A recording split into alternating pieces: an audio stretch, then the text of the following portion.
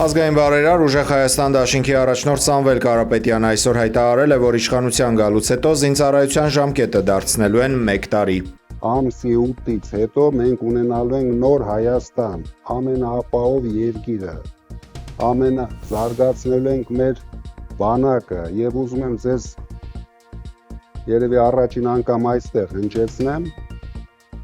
մենք ծրագիր ունենք զարգացնելով բանակը, վերազինելով բանակը նոր տեխնիկաներով, հասնենք նրան, որ մեր ժամկետային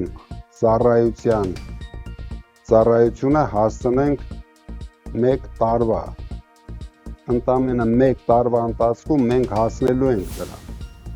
Եվ մեր ժողովուրդը կտեսնի դա։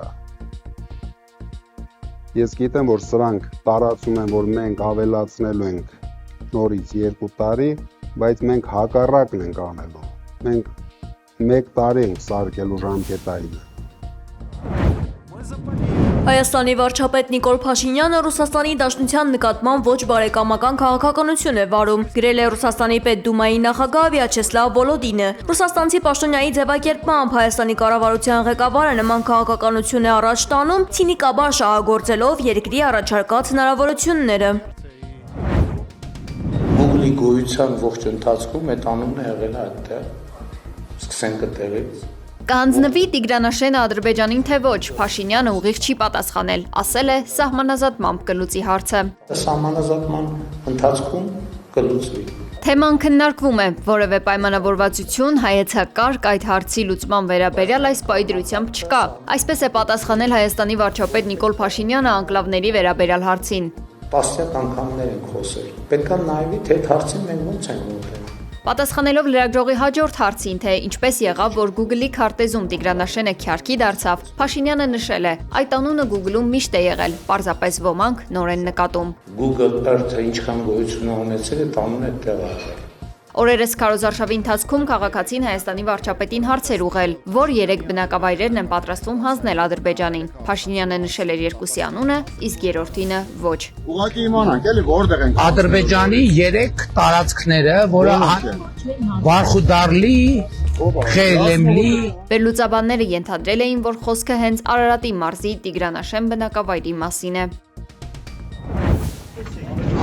մեքենան ավելի ուշ ասա։ Բնականաբար։ Անդրանիկ Թևանյանի գործով խուզարկությունները տեղափոխվել են նրա բնակարան։ Սկզբում բնակարան են մտել քննիչը, ծառայողները եւ падգամավորը առանց փաստաբանի։ Այսինքն դուռը բացել է, աթոռը բացել։ Կարճ ժամանակ անց բնակարան է մտել նաեւ փաստաբան Զարուհի Փոստանջյանը։ Ըստ Թևանյանի գրասենյակում ոչինչ չի հայտնաբերվել, առգրավվել է միայն հեռախոս եւ համակարգիչներ։ Падգամավորի նկատմամբ քրեական հետապնդում հարուցելու համաձայնություն ստանալու վերաբերյալ դատախազը միջնորդություն է ներկայացրել։ Կենտրոնական ընտրական հանձնաժողովն էլ հաստատել է, ստացել է միջնորդությունը ժամը 5-ին փակ նիստով կքննարկվի, որից հետո որոշումը կհրապարակվի։ Նախորդին քննչական կոմիտեն Թևանյանին մեղադրել է պետական դավաճանության եւ լրտեսության համար։ Խուզարկություններ են նաև ազգային ժողովի падգամավոր Մարտուն Գրիգորյանի տանը։ Լուրը հաստատել է падգամավորը։ 24 News-ի մեր գործընկերների հետ զրույցում նա հայտնել է, որ իրավապահները փնտրում են համակարգիչներ, էլեկտրոնային գրիչներ, որոնք ըստ խուզարկողների կարող են վերաբերել նախընտրական բարեգործական արգելքը խախտելուն։ Գրիգորյանը նաև ասել է, որ տեղյակ չէ, թե արդյոք իր թիմակիցների շրջանում կան ձերբակալվածներ, բայց խուզարկությունները մի քանի տեղ են ընթանում։ Հակակոռուպցիոն կոմիտեից հայտնել են, որ խուզարկությունը տեղի է ունենում քրեական վարույթի շրջանակում, թե ինչ գործի մասին է խոսքը կառույցն առայժմ չի հայտնում։ Մարտուն Գրիգորյանն այս տարվա խորհրդարանական ընտրություններին ընդգրկված է Բարգավաճ Հայաստան կուսակցության ցուցակում։ Այս բան դեպքի վայրում զնուցում են կատարում Հայաստանի։ Մայիսի 22-ին ողբերգական դեպք է տեղի ունեցել Սևանում։ Կեսգիշերին ոստիկանությունը ահազանգ է ստացվել, որ Mercedes Մակնիշի մեքենայում դի կա։ Ինչպես դեպքի վայրից հայտնել է ֆոտոլրագրող Գագիկ Շամշյանը, հղի կնոջ եւ ամուսնու վիճաբանության ընթացքում կինը իրեն դուրս է նետել մեքենայից ու մահացել։ Կատարվածը իրականում ինքնասպանություն է, թե սպանություն կպարզվի նախաքննության ընթացքում։ Դեպքի վայրում իրավապահները հայտնել են, որ վերանշյալ ամուսինը նախկինում իրավապահների հետ առնչվել է ընտանեկան բռնության հատկանիշներով։ Ничего не известно, мы такой информацией не располагаем. Կրեմլը հերքել է Ուկրաինայում պատերազմի ավարտի համար որևէ վերջնաժամկետ սահմանելու մասին լուրերը։ Նախագահն ասել է, որ Ռուսաստանը բաց է մնում շփումների համար։ Հայտարարել է Ռուսաստանի նախագահի մամուլի քարտուղար Դիմիտրի Պեսկովը։ Նա նշել է, որ եռակողմ ձևաչափով որոշակի աշխատանք արդեն արվել է եւ որ իրենք կողջունեն Ամերիկայի Միացյալ Նահանգների միջնորդական ջանքերի շարունակությունը։ Ավելի վաղ հրապարակվել էր, որ Վլադիմիր Պուտինը ցանկանում է մինչև տարեվերջ ավարտել պատերազմը Ուկրաինայում Ռուսաստանի համար հաղթական պայմաններով։ Ստորաբելսկում 4 նշանառու ԱԹՍ-ի հարվածի հետևանքով փլուզվել է քոլեջի 5 հարկանի հարակացարանի շենքը։ Ռուսական աղբյուրների փոխանցմամբ հարձակման պահին եղել է 86 դեռահաս։ Ուկրաինական այս հարձակման հետևանքով զոհվել է 4 մարդ։ Ճապոնիայում այրվել է հազարամյա հավերժական կրակի տաճարը։ Սրբազան կրակը, որը պահվել է Ռեյկադո դահլիճում, վառ է մնացել ավելի քան 1200 տարի։ Այն նույնիսկ պահպանվել է Հիրոսիմայի վրա ամերիկյան միջուկային հարվածից հետո։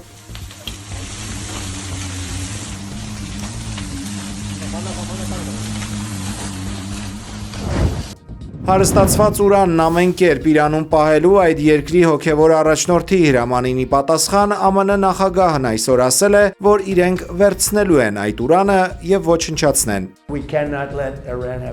Մենք այն կվերցնենք, մեզ այն պետք չէ, մենք դա չենք ուզում, հավանաբար կոչնչացնենք այն, բայց մենք թույլ չենք տա նրանց ունենալ դա։ Թրամփը վստահ է հարստացված ուրանը օրերից մի օր միջուկային զենք է դառնալու ու նոր գլխացավանք իր երկրի համար։ Մենք չենք կարող թույլ տալ, որ Իրանը միջուկային զենք ունենա, հակառակ դեպքում Մերձավոր Արևելքում միջուկային պատերազմ կունենանք, եւ այդ պատերազմը կգա այստեղ, պատերազմը կգնա Եվրոպա։ Մենք չենք կարող թույլ տալ, որ դա տեղի ունենա։